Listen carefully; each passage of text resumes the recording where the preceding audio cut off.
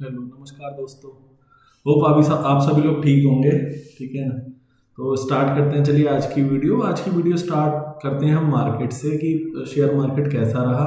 जैसा कि मैं आप लोगों से बता ही रहा था पीछे अभी कि शेयर मार्केट के लिए जो ये बजट सेशन है ये एक जो है बस एक इवेंट है। ठीक है, तो इवेंट कभी भी डिसाइड नहीं करता कि मार्केट का सेंटिमेंट कैसा जाएगा। आप लोग आज देख ही रहे हैं कि मार्केट का सेंटिमेंट आज भी अगर मैं देखूं तो बियरिश है। मार्केट में अगर टू बी वेरी प्रिसाइज बात करूं, हर इंडेक्स को लेके तो निफ्टी 50 जो है वो 0.63%, सेंसेक्स 0.40%, निफ्टी बैंक आपका 0.76% डाउन रहा। निफ्टी मिड कैप आपका निफ्टी मिड कैप 50 आपका 0.80% डाउन रहा। निफ्टी स्मॉल कैप 50.86% डाउन रहा। तो अगर आप इंडेक्स की बात करेंगे तो ओवरऑल ऑलमोस्ट सभी इंडेक्स डाउन रहे। अगर मैं पोर्टफोलियो वाइज बात करूं तो कुछ ही गिने चुने स्टॉक जो है वो थोड़े बहुत अप रहे, बट अदरवाइज ज़्यादातर स्टॉक जो है डाउन रहे। तो मैं आप लोगों से यही बता रहा था कि मार्केट जो है, मार्केट का सेंटीमेंट जो है वो डिसाइड करता है कि कि मार्केट किधर जाएगा, अप जाएगा या डाउन जाएगा। तो अभी बजट की जो है हम लोगों का थोड़ा सा ना, मेरे को जो लगता है कि हम लोगों को मार्केट जो है अभी उस फेज में है कि जो रिटेल इन्वेस्टर है वो भी डरा हुआ है। क्योंकि अदरवाइज अगर आप लगाओ, अभी लोगों के पास सैलरी आई हुई है, अभी 1-2 तारीख निकली है, आज आपका 3 तारीख हुई है। ठीक है, लोगों के पास सैलरी का पैसा भी हाथ में, बट फिर भी लोग मार्केट में बहुत ज्यादा रिटेल जो है वो इतना पार्टिसिपेशन नहीं कर रहा। और दूसरी तरफ से एफआईआई वगैरह अपनी सेलिंग लगातार जारी रखे हुए हैं, थोड़ा कुछ ना पार्ट बेचे जा रहे हैं। ठीक है, अगर मैं डीआईआई की बात करूं तो उनकी भी ऐसी मास बाइंग नहीं आ रही है कि जिसकी वजह से मार्केट अप जाए। तो मार्केट में जो है अभी जो मंदी का आपका सेंटिमेंट है वो अभी बना हुआ है। तो ये सेंटिमेंट मेरे को लगता है कि अभी थोड़े दिन और बरकरार रहेगा, जब तक कि कोई ऐसी कोई न्यूज ना आ जाए, जब तक कि कोई आरबीआई की तरफ से रेट कट ना आ जाए। लेकिन रेट कट की तरफ भी मेरे को जो लग रहा है, दूसरी तरफ वो मेरे को डाउट लग रहा है कि आरबीआई कोई नियर फ्यूचर अभी रेट कट डिसाइड करेगा। क्यों? क्योंकि जो है आरबीआई का रेट कट भी जो डिपेंड करता है वो डिपेंड करता है कहीं ना कहीं भाई ग्लोबल रेट कट पे। तो ग्लोबल रेट कट में अभी फेडरल ने, अमेरिका ने जो पीछे थोड़ा सा रेट कट करा था अपना, उसका इम्पैक्ट जो है उनकी इकोनॉमी पे अभी भी नहीं आया। अभी भी उनकी इकोनॉमी जो है वो इन्फ्लेशन की तरफ चल रही है। और अगर हम लोगों ने उल्टा अपोजिट हमने रेट कट कर दिया, इधर से हमारा डॉलर ऑल तो फिर भी महंगा होता जा रहा है, हम लोगों के लिए डॉलर फिर भी महंगा होता जा रहा है, वो 86 रुपीज समथिंग पहुंच गया है। तो अगर हम लोगों ने उल्टा उधर से रेट कट और कर दिया तो डॉलर हमारा और ऊपर महंगा हो जाएगा। ठीक है, तो इसका इम्पैक्ट और हम लोगों की तरफ निगेटिव ही जाएगा। इसलिए हम लोग ना इधर रह पा रहे हैं ना उधर रह पा रहे हैं। इन्फ्लेशन हमारा जो है, इन्फ्लेशन का नंबर भी हमारा अभी ठीक ठाक चल रहा है। मतलब हम इन्फ्लेशन से हटके स्टैगफ्लेशन वाले फेज में आ गए हैं कि हमारे पास इतनी ज्यादा ग्रोथ भी नहीं है। अगर आप मार्केट देखोगे तो मार्केट में इतनी ज्यादा ग्रोथ के नंबर भी नहीं आ रहे हैं। दूसरे नंबर पे हमारी इन्फ्लेशन भी लगभग बरकरार ही है। ठीक है, तो अगर मैं बात करूं तो हम लोग एक स्टैगफ्लेशन वाले ऑलमोस्ट फेज में चल रहे हैं। बट उसी को पुश करने के लिए, उसी को हमारी इकोनॉमी को पुश करने के लिए गवर्नमेंट ने बजट में कुछ चीजें लाई, जो ये 12 लाख रुपए तक का जो उसमें 12 लाख रुपए तक की जो टैक्स एग्जम्प्ट उन लोगों ने बोला कि बेसिकली हम लोग 12 लाख रुपए तक टैक्स नहीं लेंगे। वो भी एक मतलब एक लिमिटेड उसके साथ है कि हाँ, अगर किसी की सैलरी जो है वो या इनकम जो है वो स्ट्रेट फॉरवर्ड 12 लाख रुपए है तो उसको टैक्स नहीं देना है। बट अगर किसी की सैलरी 12 लाख की जगह 13 लाख रुपए तो वो भी इसमें उसको भी स्लैब बाई स्लैब टैक्स देना पड़ेगा। यानी 4 से 8 लाख रुपए पे टैक्स देना पड़ेगा 5%, और 8 से 12 लाख रुपए पे टैक्स देना पड़ेगा आपका 10%, और 12 से 16 लाख रुपए पे आपके पास टैक्स लगेगा आई गेस 15%, एंड 16 से 20 पे ऐसा कुछ। ये इनका जो स्लैब मैंने आपको शेयर भी किया था, जो इनका ये स्लैब आया, तो वो स्लैब वाइज अगर उसकी 12 लाख रुपए से ऊपर इनकम बनती है वो देना पड़ेगा। ऑल्दो सैलरी वाले पर्सन के पास जो है वो 75,000 रुपए की स्टैंडर्ड डिडक्शन का बेनिफिट और है, तो उसे टोटल 12,75,000 रुपए तक का बेनिफिट मिल रहा है।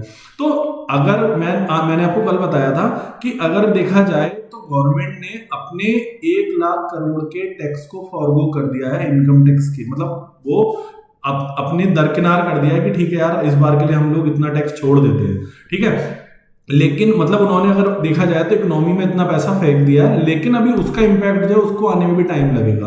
अब लोगों के पास ये जो है, ये पैसा जो है, ये जो उनको टैक्स का बेनिफिट मिलेगा वो इस वाले असेसमेंट ईयर के लिए नहीं मिलेगा।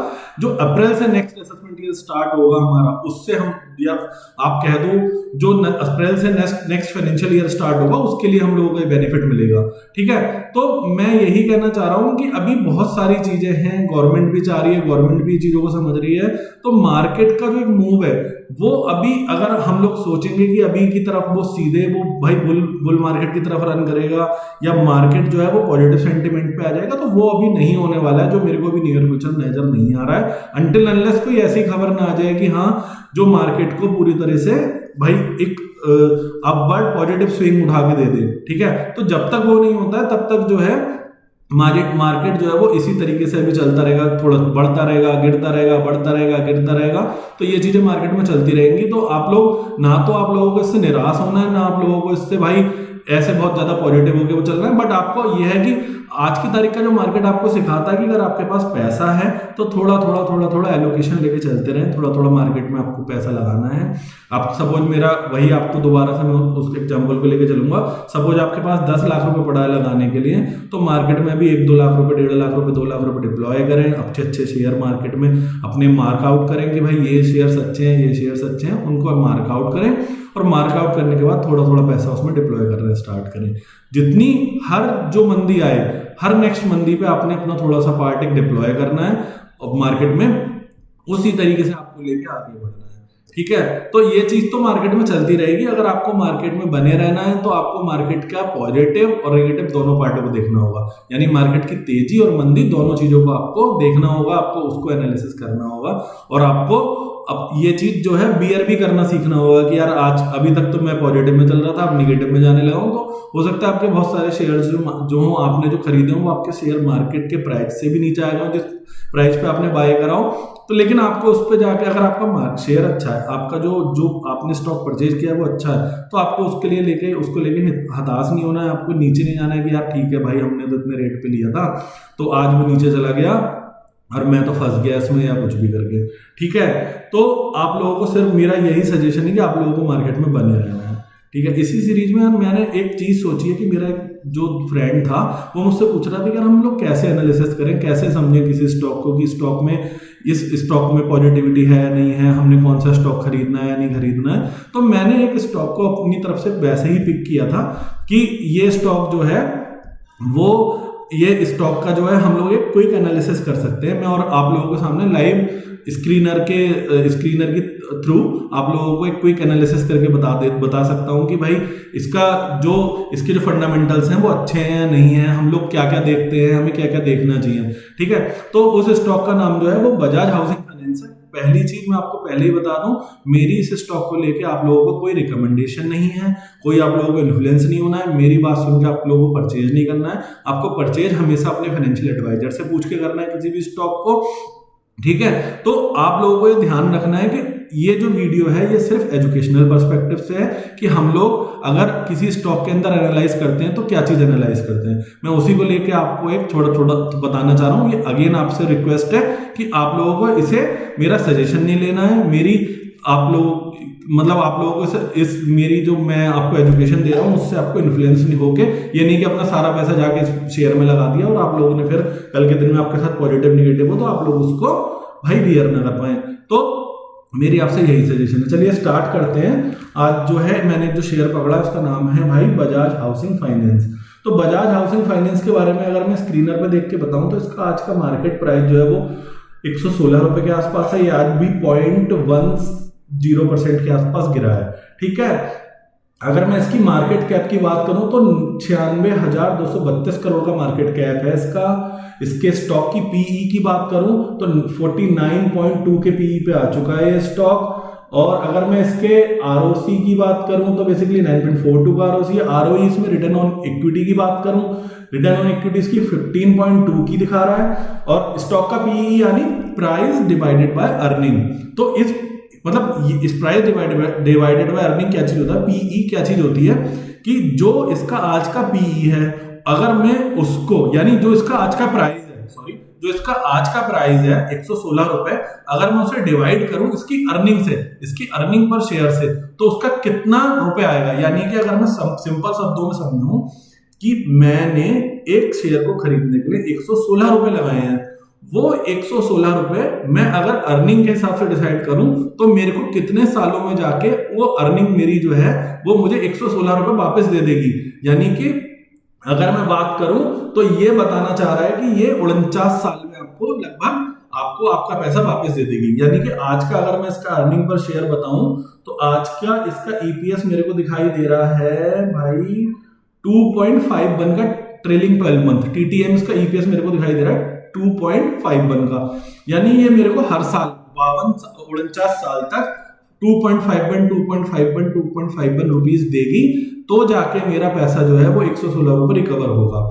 ठीक है, तो ये जो है ये क्या चीज बनता है, ये होता है आपका प्राइस डिवाइडेड बाय अर्निंग। तो ये स्टॉक का पीई है, हमें ऐसे इस चीज को समझना है। अब इसको ये नहीं समझना कि यार तो बहुत वो हो गया, महंगा हो गया। ठीक है, हाँ 49 का पीई महंगा पीई अगर मैं सेक्टर की बात करूं, बट ये जो कंपनी है बजाज की कंपनी अच्छी है, तो हम लोगों को इसे देख के चलना है कि इसके और भी फैक्टर कितने कितने हैं कि अगर इसको मार्केट ने इतना हाई पीई दिया है तो क्यों दिया है।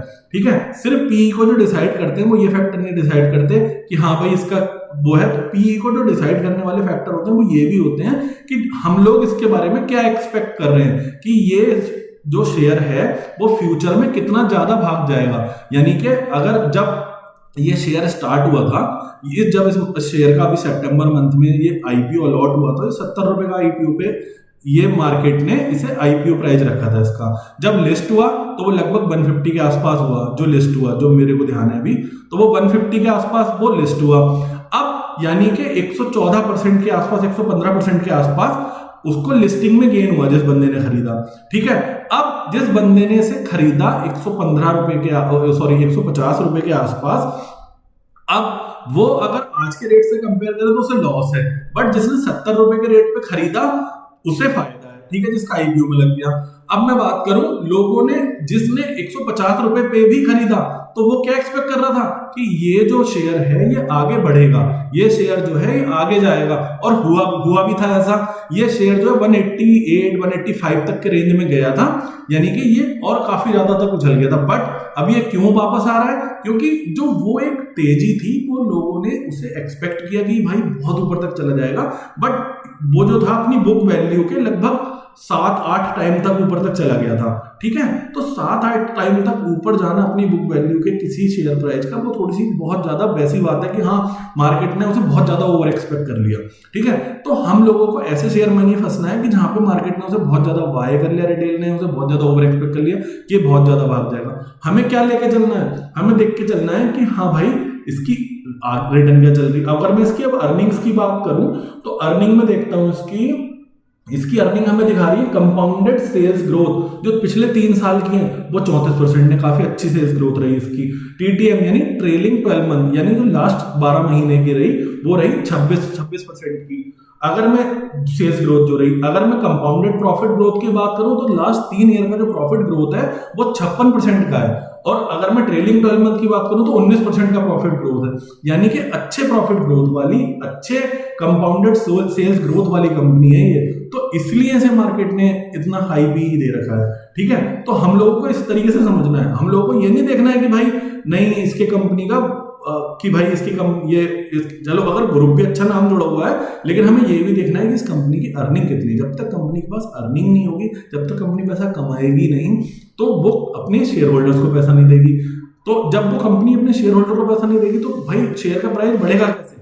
तो शेयर के प्राइस बढ़ने के लिए शेयर्स के अंदर, स्टॉक के अंदर पॉजिटिव मूव आने के लिए उसके साथ कोई पॉजिटिव इंफॉर्मेशन भी जुड़ी होनी चाहिए, उसके पीछे से कोई पॉजिटिव बैकअप भी होना चाहिए। तो वो पॉजिटिव बैकअप क्या होता है, अर्निंग। तो जब तक अर्निंग नहीं होगी तब तक जो है शेयर का प्राइस ऊपर नहीं जाएगा। तो बेसिकली ये समझो आप, जितनी उसकी शेयर की अर्निंग बढ़ेगी तो उतना शेयर का प्राइस ऊपर जाएगा, जितना शेयर का प्राइस ऊपर जाएगा उतना वो हाई पी का शेयर होगा। ये थोड़ी सी टेक्निकल नॉलेज है, थोड़ी मतलब ये है तो फंडामेंटल चीज है, बट ये इसे समझने के लिए आप लोग वीडियो को दोबारा से सुनिएगा। अगर आपको ये चीज समझ नहीं आई हो तो आप लोग इस चीज को इस तरीके से लेके समझिएगा कि शेयर मार्केट में और स्टॉक के अगर हम फंडामेंटल एनालिसिस करें तो उसमें हर चीज एक दूसरे से जुड़ी हुई है, और वो किस तरीके से जुड़ी हुई है मैंने अभी आप लोगों को एक्सप्लेन किया। ठीक है, अगर मैं इसकी बात करूं इस कंपनी के, अगर मैं और कोई चीज की बात करूं तो अगर मैं इसकी बुक वैल्यू की बात करूं तो बुक वैल्यू यहाँ पे ये लगभग 23 साढ़े 23 के आसपास की दिखा रहा है, बट इसका अगर रियल टाइम बुक वैल्यू जो है, अगर आप उसको उसके फ्यूचर की बुक वैल्यू को भी अगर फोकस करेंगे तो वो लगभग 26-27 के आसपास चल रही है। तो अगर हम इस कंपनी को आज की तारीख में वैल्यू करना चाहें कि इसका प्राइस कहां तक सही होना चाहिए, तो लगभग अपनी बुक वैल्यू के 4 टाइम अगर देखा जाए मोटा मोटा, ये कंपनी जो है 100 से लेके 107-8 तक के अगर प्राइस पे आपको मिलती है तो आप लोगों को इसे एक बार देखना चाहिए। अगर उससे कम पे भी और आ जाती है, क्योंकि मार्केट में भी यार इस टाइम चल रहा है, तो जरूरी नहीं है कि अभी इतने में ही रुक जाएगी। आप लोगों को इससे कम भी देखना है कि हाँ यार इससे कम पे आ जाती है तो भी हम इस कंपनी को बाय कर सकते हैं। तो भाई अगर 100 आपने सपोज 105 पे खरीद ली, अभी एक एग्जांपल दे रहा हूँ मैं, आपने सपोज अभी 105 पे चली गई, तो आपने अभी 2-3 दिन में आपने 105 पे बाय कर ली, फिर आपने देखा कि ये कंपनी तो यार और 100 पे चली गई। तो मैं जो बता रहा था आपको कि आपको आपको आपको जो इंस्टॉलमेंट वाइज पैसा लगाना है वो ऐसे लगाना है। फिर जब 105 पे चली गई तब आपने 105 पे थोड़ा और बाय कर लिया, फिर ये कंपनी और 95 पे चली गई तो आपने 95 बाय कर लिया। लेकिन ये कंपनी अच्छी है, आपने इसको शॉर्ट टर्म से एनालाइज नहीं करना कि भाई शॉर्ट टर्म में क्या है, ठीक है। अगर अच्छी सेल्स ग्रोथ दे रही है, अच्छी अर्निंग दे रही है, तो हो सकता है ये, और हो सकता है क्या, अगर कंपनी की सेल्स ग्रोथ अच्छी है, अच्छा, अगर कंपनी के पास प्रॉफिट्स अच्छे हैं, तो बेसिकली उसका कहीं ना कहीं इंपैक्ट जो है वो आके उसके शेयर के प्राइस पे जरूर पड़ेगा। जब उसके शेयर के प्राइस पे असर पड़ेगा तो आप लोगों को भी उसका बेनिफिट मिलेगा।